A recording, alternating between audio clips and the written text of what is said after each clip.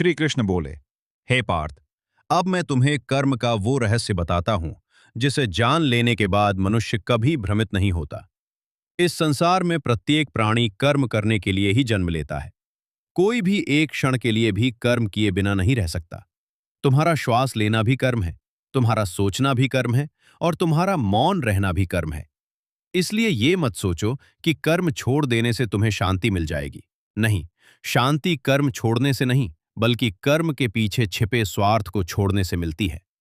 हे अर्जुन, जब मनुष्य अपने कर्म का फल अपने लिए चाहता है, तब वो भयभीत रहता है। उसे डर लगता है कि कहीं मैं हार न जाऊं, कहीं लोग मेरा सम्मान करना बंद न कर दें, कहीं मेरा धन मुझसे छिन न जाए। यही भय उसके मन की शांति को नष्ट कर देता है। लेकिन जो मनुष्य अपना प्रत्येक कर्म मुझे समर्पित कर देता है, उसका हृदय सदैव शांत रहता है।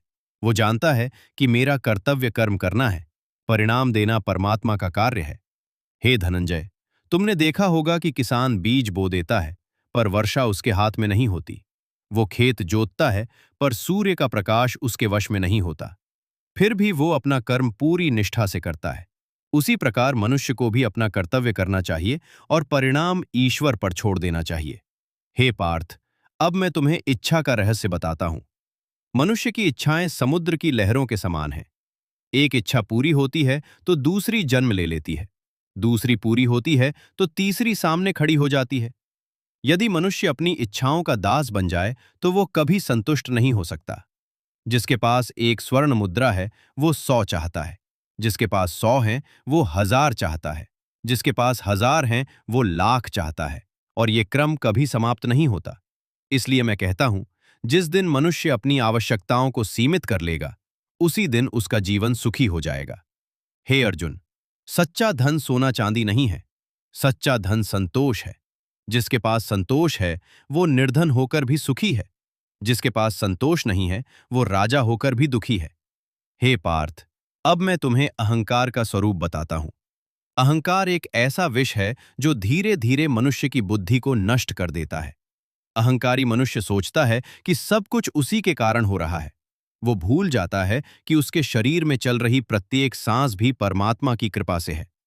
यदि मैं एक क्षण के लिए भी अपनी शक्ति वापस ले लूं, तो सबसे शक्तिशाली राजा भी एक कदम नहीं चल सकता। इसलिए कभी अभिमान मत करना। जब भी सफलता मिले, उसे मेरी कृपा समझना। जब भी सम्मान मिले, उसे दूसरों की शुभकामनाओं का फल समझना। और जब भी असफलता मिले, उसे अपनी शिक्षा समझना। हे अर्जुन, संसार में वही मनुष्य महान बनता है जो विनम्र रहता है। जिस प्रकार फल से लदा हुआ वृक्ष झुक जाता है, उसी प्रकार सच्चा ज्ञानी भी सदैव विनम्र रहता है। हे पार्थ, क्रोध मनुष्य का सबसे बड़ा शत्रु है। क्रोध उस अग्नि के समान है जो पहले अपने ही घर को जलाती है, फिर दूसरों तक पहुंचती है। जब मनुष्य क्रोधित होता है, तब उसकी बुद्धि उस दीपक की तरह बुझ जाती है जिसे तेज हवा ने बुझा दिया हो। इसलिए जब भी क्रोध आए, तुरंत निर्णय मत लेना। पहले अपने मन को शांत करो, फिर विचार करो, क्योंकि शांत मन से लिया गया निर्णय सदैव सही होता है। हे अर्जुन, क्षमा करना कमजोरी नहीं है। क्षमा वही कर सकता है जिसके भीतर शक्ति होती है। कमजोर मनुष्य केवल बदला लेना जानता है। शक्तिशाली मनुष्य क्षमा करना जानता है। हे धनंजय, अब मैं तुम्हें भक्ति का रहस्य बताता हूं। भक्ति केवल मंदिर में दीप जलाने का नाम नहीं है। भक्ति केवल फूल चढ़ाने का नाम नहीं है। भक्ति वो है जिसमें मनुष्य का प्रत्येक कर्म प्रेम और सत्य से भरा हो। यदि कोई भूखे को भोजन कराता है, तो वो भी मेरी पूजा है। यदि कोई सत्य बोलता है, तो वो भी मेरी पूजा है। यदि कोई अपने माता पिता की सेवा करता है, तो वो भी मेरी पूजा है।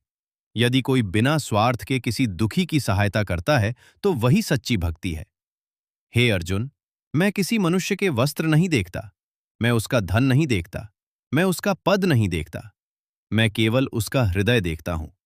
जिसका हृदय निर्मल है, वही मुझे सबसे प्रिय है। श्री कृष्ण आगे बोले, हे पार्थ, अब अपने मन से भय निकाल दो। तुम अकेले नहीं हो। जब तक तुम्हारे कर्म धर्म के लिए हैं, तब तक मैं स्वयं तुम्हारे साथ हूं। जिसके साथ सत्य है, उसके साथ मैं हूं। जिसके साथ धर्म है, उसकी विजय निश्चित है। अगर आप गीता के अगले भाग को देखना चाहते हैं, तो चैनल को सब्सक्राइब करें। अगला भाग जल्द ही आएगा।